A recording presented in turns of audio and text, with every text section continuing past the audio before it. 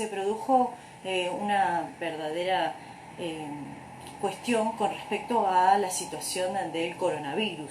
Si bien nosotros teníamos que hacer distanciamiento social, como en esta fase 5, que podemos salir, pero también tuvimos que hacer en un momento que se denominó cuarentena, aislamiento preventivo social y obligatorio. Pero lo que nosotros vamos a estar hablando es sobre la cuestión de qué pasa con el coronavirus y también con este encierro, dentro del encierro, como ha sucedido en las cárceles. Por eso nosotros vamos a estar dialogando hoy con Analía Upierres, que ella es la directora del programa Universidad en las Cárceles, y vamos a estar hablando sobre este cambio en la cuestión de la lógica de lo que pasaba en las cárceles con la pandemia del coronavirus 19 y el planteo que se pueden haber realizado por el tema del contexto de encierro dentro del encierro. Nosotros estamos esperando que Analía se conecte. De todas maneras, le damos un saludo a Yemina, a Tomás también, a Santería del Carmen, que se ha sumado. Y ahí está con nosotros Analía Upierres. Y vamos a darle... Aquí ellos han escrito un dossier también, que si quieren lo podemos compartir también en las redes, por si les interesa, sobre las situaciones de encierro. Y ahí le vamos a dar la bienvenida. ¡Analía! ¿Cómo Hola, te va? Analía. No te Sí, ¿cómo veo. estás? Tenés la cámara dada vuelta. Ay, Ponete por para... favor, qué Poner la horror. cámara, girá la cámara, porque estoy Es que viendo no lo que puedo. tenés sobre la mesa. Girá la cámara. Ay, Ahí está, ahora sí. Ahora sí te veo un poco algo tengo. en oscuridad, ahí te veo bien. Hola, Ay, Analía. ahí estamos mejor. ¿Cómo estás? Sí, Algo tenía que perfecto. pasar. No era No, tan fácil todo. está muy bien. ¿Me escuchás bien? Sí, perfecto. Estamos bárbaras. Muy bien. Bueno, quiero arrancar a hablar sobre este tema de la situación de lo que fue la pandemia de coronavirus y la situación en las cárceles, donde ustedes trabajando en un programa en la universidad, donde trabajan y hacen investigaciones en un contexto de encierro y también donde se plantean situaciones de investigaciones, gestión y todo eso se vio truncado por el coronavirus. Y también empezaron los interrogantes, así que contame cómo fue esa situación, cómo lo vivieron y qué es lo que se plantearon. Sí, por ahí lo que me gustaría decir es que no es que fue, es porque nosotros estamos en una zona con todavía con muchos casos. Trabajamos en Sierra Chica, en Azul, por lo tanto la situación no es una situación superada ni cerca.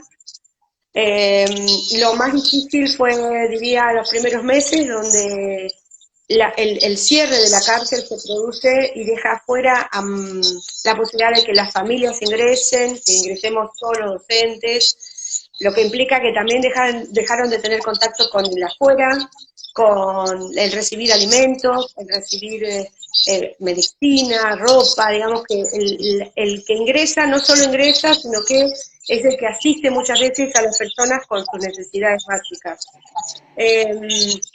Hoy podríamos decir que está más tranquilo en términos de que se aprendió a convivir con esta situación de cierre y que hay ciertos movimientos hacia generar la posibilidad de volver a trabajar y a educarse en la cárcel, no con presencia externa, pero facilitar un poco más el encuentro, pero sigue siendo un lugar absolutamente cerrado para cualquier persona que no sea un personal penitenciario. Es decir, que solo ingresan a la cárcel en este momento las personas, obviamente los que están alojados, y el personal. Lo que también, digamos, hay que agregarle a este elemento es que había condiciones preexistentes en las cárceles, que son la cantidad de personas alojadas, superaban el 100% de los cupos que las cárceles tienen, y las condiciones de salud y las condiciones de alimentación que, por ejemplo, digamos que preexisten a la pandemia y que son absolutamente insuficientes y malas. Es decir, no hay suficientes medicamentos, no hay atención, no hay variedad de asistencia, o sea, con suerte hay un médico una o dos veces por semana en la unidad y sin recursos. Entonces, especialidades no, atenciones preventivas ninguna, atención médica más allá de un calmante no existe. Entonces, eso, en este contexto, además, genera mucho malestar y mucha angustia, mucha situación de desolación, de crisis de pánico en muchos casos, ¿sí? Entonces, es una situación compleja. Analí, acá Fer nos dice que se escucha mal tu micrófono. Por ahí no sé si podrías acercarte un poquito al mic. Ahí. Ahí, por ahí. Sí, Ay. se escucha con mucho ruido, pero no sabría decirte si es que necesito auriculares, ¿será? ¿Vos lo necesitas, vos lo escuchás con mucho ruido? Sí, A ver, sí, hay que Analía. querer, Ahí diste vuelta perdón. de nuevo la cámara. Ponele un poquito para... No, no te preocupes, no te preocupes. Son cosas de la tecnología y son cosas de que pasan en el vivo. No te preocupes, vos tranquila que hasta que podamos disfrutar de la entrevista para que todos la puedan escuchar y para que podamos Vamos a compartir intentar. lo que está pasando también en un contexto de encierro. Vos no te A ver, preocupes, vos acomodate tranquila. ahora. A ver ahora. Ahí estás enfocando lo que es el techo. Y, a ver, Ahí. si Yo tenés sigo algún lugar escuchando si querés ruido. como para apoyarlo, ahí Sigo, te ves perfecto, a ver. yo sigo escuchando el ruido, pero bueno, seré yo. ¿Vos seguís escuchando ruido? A Sí, ver un si, crujido. Bueno, vamos a a ver, intentarlo. decime, a ver, si yo pongo ahí el teléfono, Ahí ¿vos perfecto, escuchás no, sin ahí no lo ruido? escucho. No, no, ¿Ahí no escuchás ruido? Bueno, no, lo que voy a perfecto, hacer ahora es tratar de poner un libro más acá o poner perfecto. como Me para quedo poder. así Ahí y está. seguimos. Tienen que apagar por Bien. ahí, dice la chica su mic cuando habla Analía. Ah, pero por ahí Ajá. es medio. Ahí está. Es Ahí raro se poder escucha hacerlo. genial. Bien, Tomás. Bien, Bueno, Tomás. Ahí se escucha genial. Bueno, ahí vos estás bien. sí, cómo no. Perfecta con los auriculares, torniquetes. Bueno, Bueno, no sé qué entonces otra me cosa. contabas entonces me contabas que ante esta situación de que en el encierro no se podía ingresar a las cárceles, que hubo malestar, y que Sí, claro.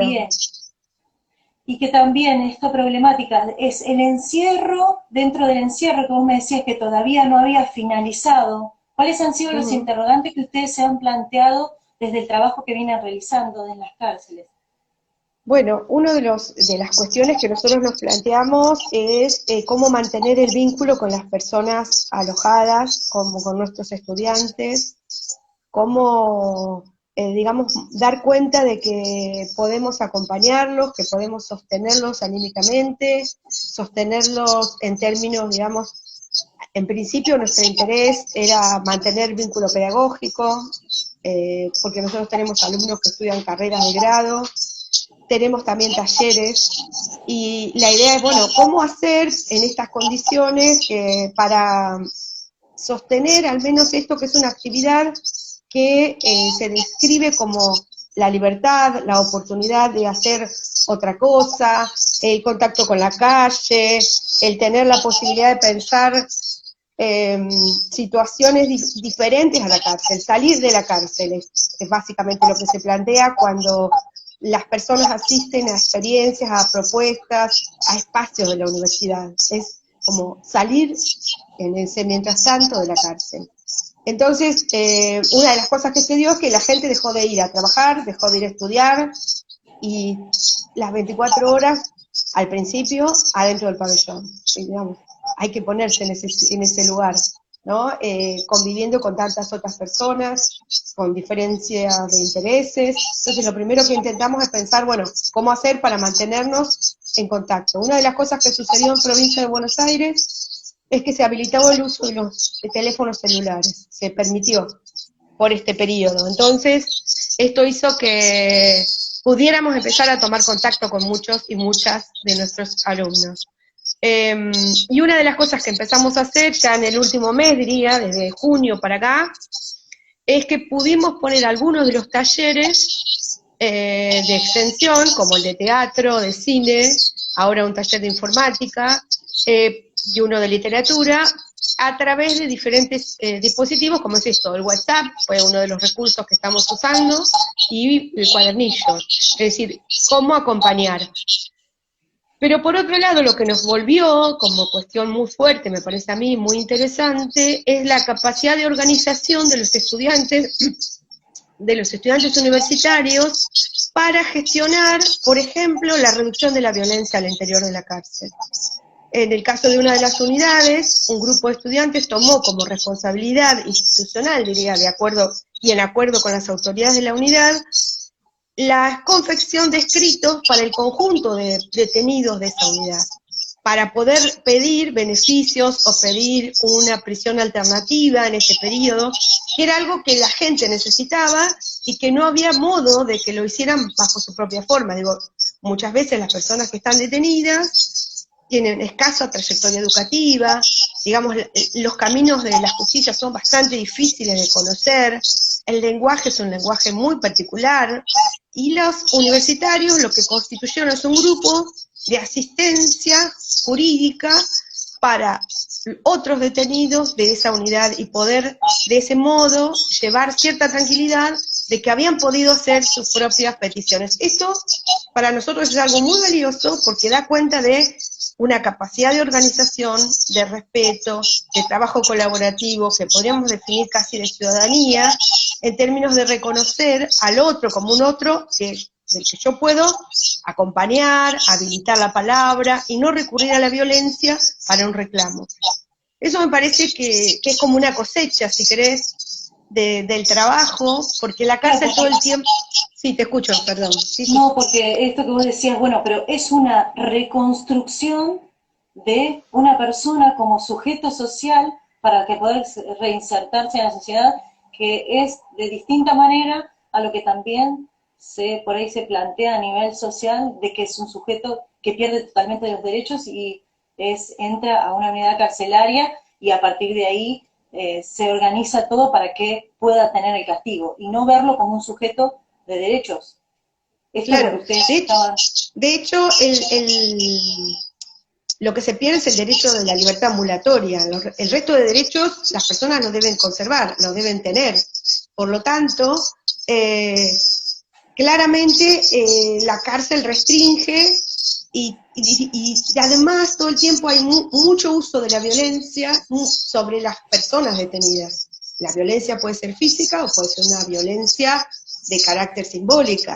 Digamos, el no darte comida, digamos, puede ser física, pero también es simbólica, viendo que otros pueden disponer de eso, o bien esta posibilidad de pensar al sujeto como alguien con quien uno, que tenga derecho a la palabra, que tenga derecho a expresarse.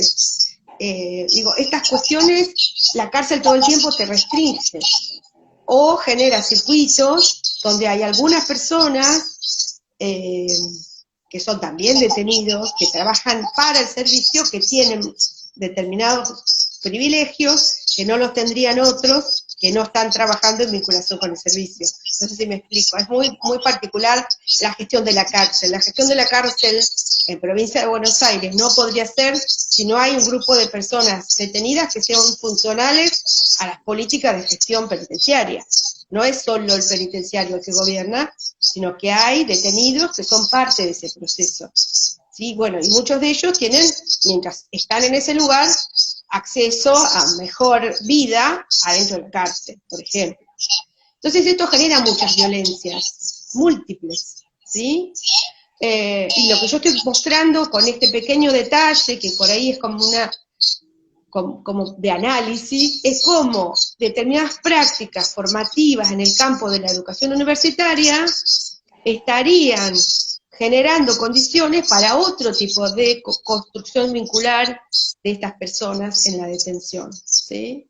En ese sentido, para nosotros ha sido una, digamos, más allá de la crisis, es una posibilidad de testear o de chequear que el proceso está funcionando, digo que la universidad no deja solo contenidos, ¿sí? Sino que también genera modos de vinculación, modos de relación, perspectivas para pensar a la sociedad, ¿sí?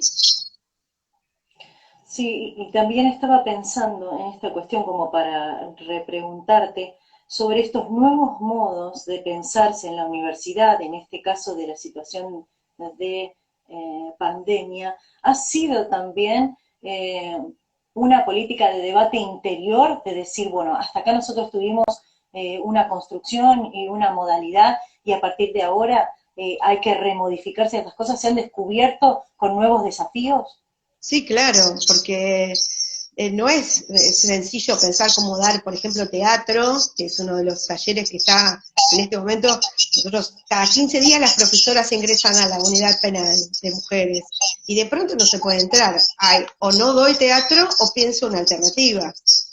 Y en este momento la alternativa es que haya un celular del otro lado en los pabellones y las profesoras en Tandil y una está en Lobería, enfrente de sus pantallas, coordinan una clase a través de WhatsApp. Esto, digamos, era impensado hace 3 meses atrás. En el caso de la educación universitaria, digamos, las carreras, es muy complicado porque no hay acceso, las cárceles no tienen wifi, no tienen conexión, por lo tanto, lo que el celular requiere es que la familia pague un abono o un gasto telefónico, pero además, si uno piensa en el volumen de material que hay que leer, aunque fuera gratuito, ¿dónde puedo guardar toda esa información en un celular? Digo, si yo tuviera que descargar todos los textos, además leer en un celular. Y no todos ni todas tienen celulares conectados a internet. Digo, esto es una dificultad. Entonces también, en clave de pensar las carreras, hubo que redefinir. Bueno, ¿cómo vamos a encarar? Y en realidad estamos trabajando con muy pocos estudiantes en este momento. Para el segundo cuatrimestre vamos a tener que pensar, ya estamos, digamos, en esa instancia, pero digo, va a haber que cambiar la lógica y vamos a entrar con papel, una tecnología anterior, digamos, la fotocopia. Ya no la computadora, no lo digital, sino volver al papel, porque es lo único que podemos garantizar que va a entrar y que le puede llegar a la persona, a todos o a todas, y no solo a los que tienen el dispositivo móvil con la conexión a internet. Entonces, también en esto hay que pensar lo mismo que en el afuera, no todos, ni todas las familias tienen los mismos recursos, la conexión a internet, la computadora, digamos, estos recursos que, bueno, sí, funciona la virtualidad en la medida que uno tenga garantizados los recursos, si no es inviable, realmente. Entonces sí hay que reinventarse, realmente. También comentabas al inicio de la entrevista esta cuestión de que la universidad nos los dejaba solo, ¿no? Para que, por la cuestión del ánimo y también por la cuestión del encierro, dentro del encierro, y decías, arrancaste la nota diciendo que, bueno, todavía nada de eso había finalizado, que todavía estaba en una situación de contagio. ¿Qué es lo que vos has sentido en esto para denominar el tema del ánimo y denominar el tema de la no soledad? ¿Qué es lo que has aprendido o has percibido que pasaba en el interior de las cárceles? Mirá, al principio fue muy desolador, te diría, relatos de estudiantes que escribían, qué sé yo, 10 de la noche, 11 de la noche, pidiéndonos que por favor averiguáramos, por favor fíjate, porque me dicen que en la celda tal, de esa misma unidad, hay un enfermo, ¿no? Entonces, armar un circuito con la defensoría, de ver si efectivamente eso estaba pasando o no, llevarle tranquilidad, bueno, pero fíjate, pero además entrar en circuitos que dieran una respuesta oficial, porque lo que circula mucho es el rumor, y el rumor genera mucha ansiedad, porque además, digo, no sé si tenés presente, pero hubo conflictos en cárceles de provincia donde hubo muertos, y circulaban videos, circulaban imágenes de cuando el penitenciario dispara, el chico muerto, y que en realidad decían no, en realidad no pasó, pero digamos, el dispositivo registró, digamos, ahí mismo, registró. Entonces, la circulación es muy rápida dentro de la cárcel todo el tiempo, de información. La información al estilo del rumor genera mucha incertidumbre, y entonces una de las cosas que a nosotros por lo menos a mí me pasó, es buscar fuentes oficiales para chequear lo que circulaba, esto todo el tiempo, con el Comité contra la Tortura, con la Defensoría de Azul. Entonces, a partir de ahí, lo que sí empezamos a hacer es generar como un enlace entre el relevamiento que el Comité contra la Tortura necesitaba y los vínculos que teníamos en las cárceles de la provincia, porque muchos de nuestros alumnos no están más en las unidades que trabajamos, pero tenemos vínculos, o sea, tengo su contacto y está en otro lugar. Y entonces poder ofrecer información que yo tenía la tranquilidad que era una formación real, o sea, yo te pregunto a vos, decime, en tu pabellón, ¿qué está pasando? Vos me decís a mí, ¿qué está pasando? Y yo le cuento al comité para que el comité actúe.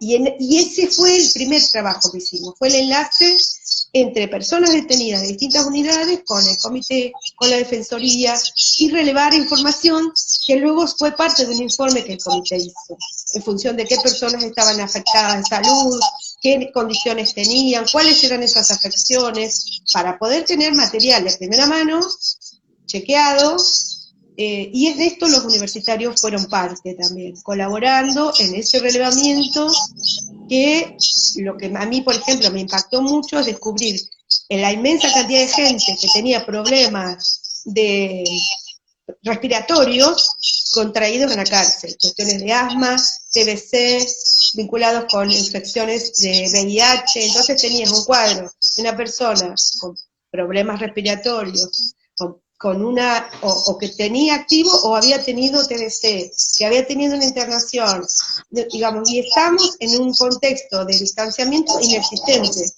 Una celda que es para 2 con 6, una celda, digo, entonces en ese contexto esas personas, en lugares húmedos, en lugares sin ventilación, están expuestas a que si el virus entra, sea muy grave.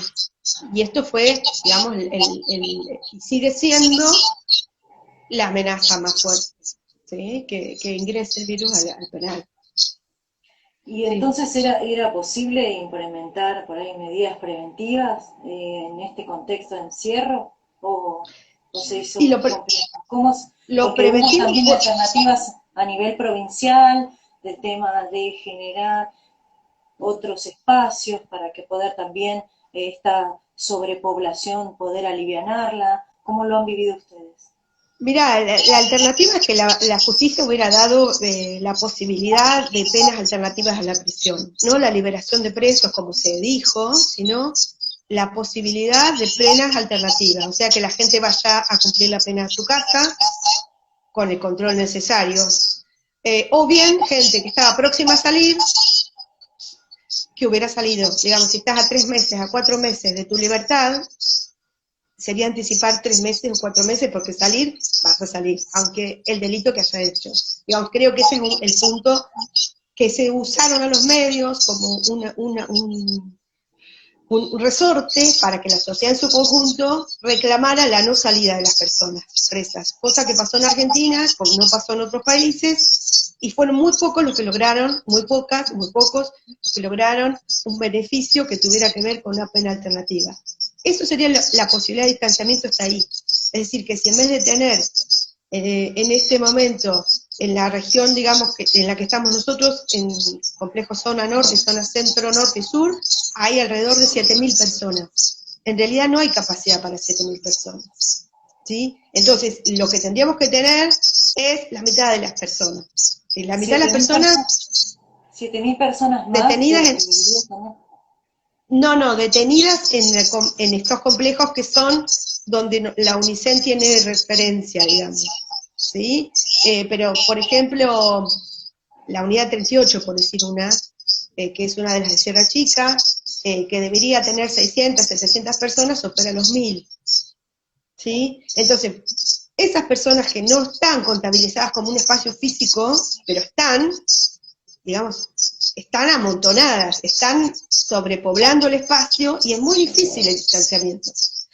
Después hubo periodos en los que hubo escaso material de higiene, de desinfección, ¿sí? Porque lo que se cortó es la entrada, pero los guardias rotan. O sea, el guardia no está viviendo en la cárcel, guardia sale y vuelve, ¿sí? Y además los turnos son rotativos y trabaja a lo mejor 2 días y así, o 4 días, depende de los horarios. Entonces, la presencia del personal mismo trae la posibilidad de la infección, por más resguardo que haya. Hay medidas, sí, hay medidas, ¿sí? Perdón. No, porque es todo como un efecto dominó. Se Claro. contagia a un interno que está en el sistema penitenciario, a partir de ahí a los demás internos, y a partir de ahí hay guardia a la familia a los conocidos del otro conocido, y así se Sí, dispersa también. ese caso sería la de la TBC. Esa infección, así, pero el COVID es al revés, entra de afuera. O sea, no es que se contagia primero un detenido o detenida. En realidad lo está trayendo alguien, porque adentro no hay. Pero Claro, tampoco se puede mantener sellado, digamos, para que no entre, porque hay intercambio. Por más que hay poco, hay. Entonces, creo que se bajó un poco la ansiedad, pero es una alarma permanente, la posibilidad de que ingrese, ¿sí? Porque, de hecho, hay mucho personal de salud que comparte espacio, que trabaja en una clínica, que así es como se han infectado. Mayormente los penitenciarios que se han infectado han sido penitenciarios que tienen un espacio de trabajo otro, y que traen de otro lado esa enfermedad, no de la cárcel. Pero bueno, eh, hoy por hoy es lo más peligroso. Y la otra cuestión es la posibilidad de acompañar los procesos de continuidad pedagógica, que es lo que tanto en el afuera se está trabajando. Allí hay escuelas secundarias, escuelas primarias, ¿sí? Además de la universidad. Por ahí, como ha habido documentos y materiales que el propio ministerio ha mandado, se está distribuyendo entre los pabellones, bueno, y tal vez algunos o algunas puedan estar sosteniendo su escolaridad. Sí, que también es otro tema, ¿no? y a partir de esta situación, ¿crees que la pandemia, ¿no? Y particularmente la cuestión de la denominada cuarentena, visibilizó situaciones que por ahí de otra manera hubieran estado invisibilizadas? Eh, Probablemente puso a la cárcel en algún momento en el escenario, pero creo que no produjo una mejora. Lejos de eso, generó una reacción social muy manipulada mediáticamente para desear que se mueran todos, básicamente, ¿no? Que se pida que queden ahí y si tienen que morir, que mueran, digamos, sin advertir que si hubiera una emergencia sanitaria dentro de una cárcel y las personas tuvieran que ser atendidas en los hospitales, básicamente ocuparían el espacio de cualquier ciudadano, como son, ¿sí? No todas las unidades penales tienen posibilidad de dar respuesta dentro a una situación de aislamiento. Eh, Así que, digamos, me parece que visibilizó, pero no tanto. No desde una mirada de derechos, no desde una mirada humanitaria. Eh, Sí, tal vez en el caso de las universidades, a nosotros nos ayudó este momento para tener mayor cercanía entre universidades, la posibilidad de articular vía estas estrategias tecnológicas, la posibilidad de pensar cosas conjuntas, de sostenernos en un reclamo colectivo, no ya a título individual. Digamos, me parece que en eso hemos ganado como universidades, pero en clave de pensar la cárcel, no. Me parece que hace falta una política mucho más enfocada en descomprimir, en pensar las políticas de encierro, digamos, cómo se persigue y a quién se lo detiene mientras tanto, o si espera en su casa a que haya un juicio, digo, porque el gran tema es la detención preventiva, y en esa detención preventiva, el amontonamiento en la cárcel, ¿sí? Tal vez 5 o 6 años esperando juicio. y muchos delitos que no eran de encarcelamiento, hoy lo son. Durante el gobierno de Macri se endureció esta política y termina teniendo la cárcel una cantidad de personas que podrían estar esperando su detención si acaso se confirma su culpabilidad. ¿Sí? Entonces, esas son las cuestiones que hay que discutir más de fondo, me parece. ¿Y de qué manera crees que se utilizó esta que vos decías, bueno, hubo una manipulación mediática? ¿De qué manera? ¿Cuáles fueron los mecanismos de la utilización y la manipulación mediática? Y hubo una construcción ubicando básicamente el problema en el delito. Digamos, no había un pedido de que las excarcelaciones o las penas alternativas a la prisión, que sería la prisión domiciliaria, o la conmutación, finalmente, que existe la posibilidad de esto que decía, bueno, si está cercano a la liberación, anticipar unos meses la liberación, en realidad puso a la causa antes que el problema. O sea, aquí se acusaba, básicamente, de que iban a liberar masivamente a los presos y que el violador, el asesino, iba a estar conviviendo con uno en la media cuadra, digamos. Lo íbamos a tener ahí. Y ahí es donde no se perdió de vista que lo que se estaba discutiendo era el exagerado amontonamiento de gente en la cárcel y que se estaba hablando de causas que no fueran violentas, ¿sí? Si acaso había una posibilidad. Y ahí lo que se hizo fue enfocar a los jueces, digamos, metiéndole mucha presión y amenazándolos incluso de un juicio político si liberaban.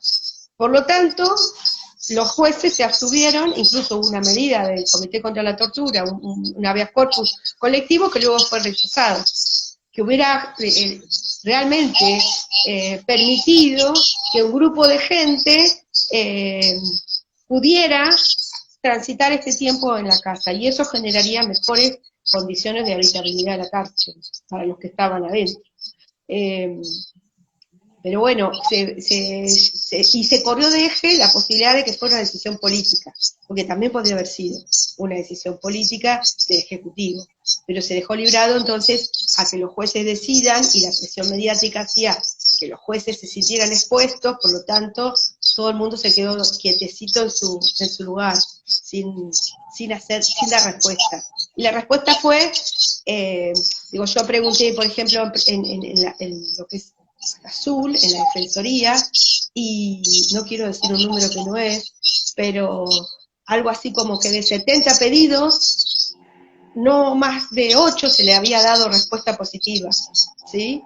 Entonces, está bien, puede ser que haya gente que haya pedido y no le correspondía, pero también seguramente hubo gente que podría haber conseguido un beneficio y se lo negaron, cuando no implicaba peligrosidad, reunía requisitos para tener un beneficio, ¿sí? Entonces, bueno, no se resolvió por ahí, seguimos estando, digamos, en el mismo punto.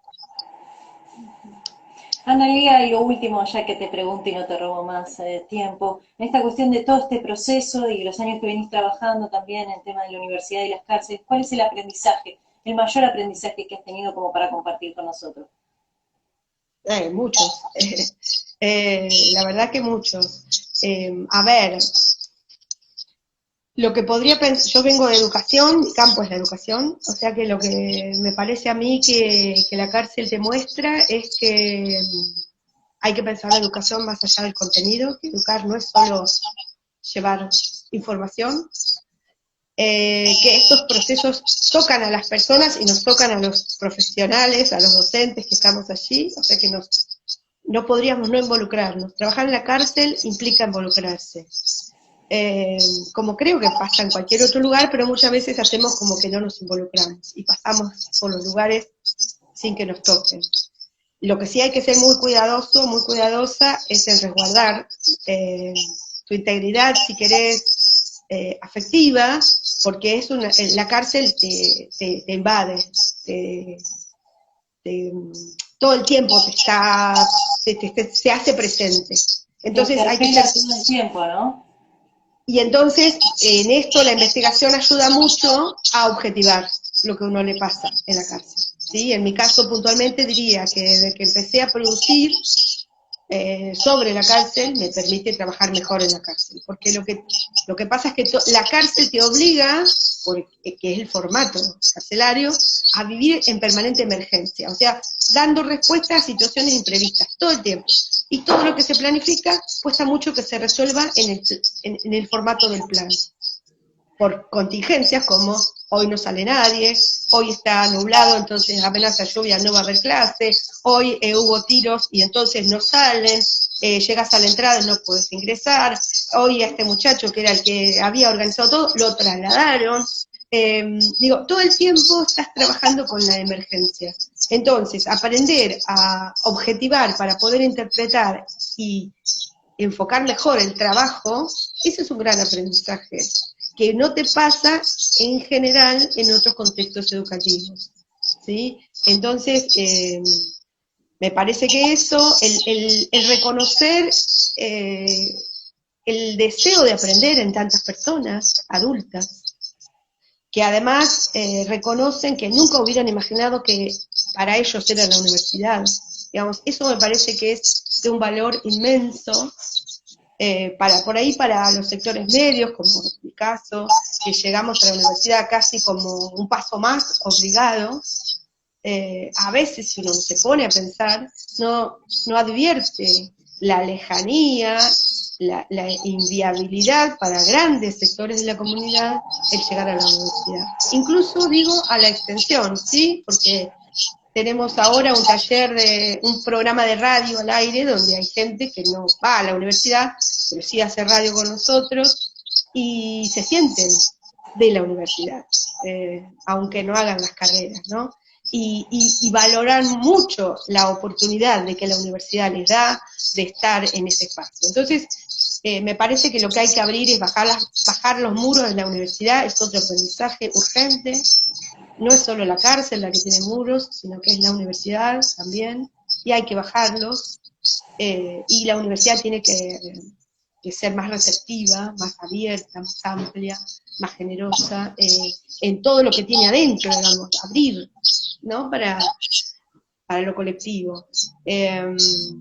Y descubrí también, eso, y con esto no voy a cierro también, la posibilidad de la gestión cultural, que nunca había hecho, pero nosotros tenemos un centro cultural itinerante que acaba de ganar un premio, qué sé yo si es un premio, un proyecto, somos Punto de Cultura, y la posibilidad de pensar este lugar, la universidad, produciendo, generando espacios de disfrute, pero también de producción de arte y cultura en general, en términos amplios, ¿sí? Así que, digamos, los aprendizajes son muchísimos más que los que supongo tendrán nuestros estudiantes, para mí, múltiples y multifacéticos, diría. Así que sí, muy interesante.